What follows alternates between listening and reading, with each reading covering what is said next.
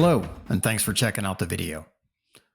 We are relocating to the coast of Mobile, Alabama, and in preparation for the move, I am installing ports that will allow me to desalt my engines easily. These are the bronze fittings I just purchased from supplyhouse.com, and they arrived in a few days' time. Their tech support people were very helpful during the pre-purchase timeframe. These parts will aid in the desalting process of my boat. I looked at a few solutions before selecting these parts. One was plastic fittings for this purpose. I decided against this because it is a plastic and it is below the water line. If it cracks or breaks, bad news. Number two, there's a professional similar solution made of bronze. Very pricey though, per engine, $350 to $400 per engine, but well made. This solution I am showing you today, it is bronze throughout and is less than $75 per engine. There are links to this solution in the description of this video. I have decided to remove and replace the existing hose since I will have the hose off already and the age of the hose is not known. This step was not necessary, just an abundance of caution since this is below the water line. I have already shut off the seacock to make sure that no water comes through the hose. As you can see here, I have already added the hose to each side of the hydrant T. I will say I had to use a heat gun to get it over the barbs, but once the hose was on, it is tight. I have also heard you can dip the hose in very hot water for a period of time to achieve the same result. Once this is installed, the valve will allow me to hook up a desalting solution dispenser via a quick disconnect hose from the dock. Let me get this attached and I'll be right back.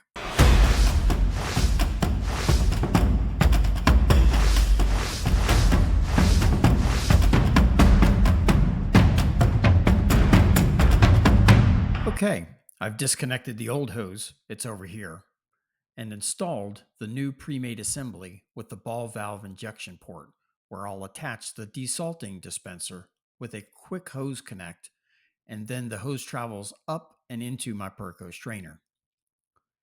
I've got double hose clamps here, single hose clamps here, because that hose was tight on the barb fitting, and it was pretty hard to get it over it. I don't think it'll go anywhere, but I do change my mind later in this video and added a second hose clamp to each connection for good measure. I'm going to open up the seacock and see if we have any leaks. Okay, I've allowed the strainer to fill to the top. It's primed, so to speak, with little air in the intake line.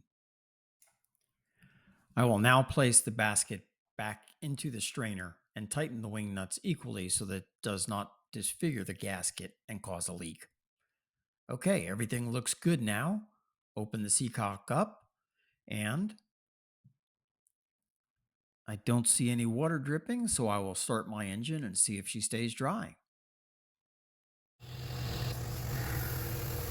Okay, she's all complete.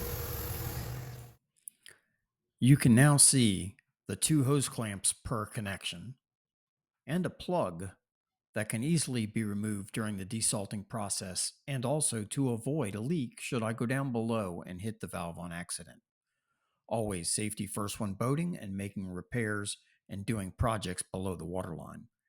I do have a container with those quick disconnect hose fittings ready to go in the engine room in an easy to find location so I do not lose them. When I get to the salt water in a few months, I will do a video on using the system, but quickly I will leave the seacock open, connect the quick connect hose with the desalting solution dispenser, start my engine, then open the injector port valve installed until the solution is gone, and I should see solution coming out of the exhaust by this time. I will then stop the engine, turn off the injector port valve, disconnect the hose, shut down the seacock, and the boat is ready for the next use. Note, the reason for leaving the seacock open is to not overpressurize my cooling system and perhaps risk filling my vertical lift mufflers with water.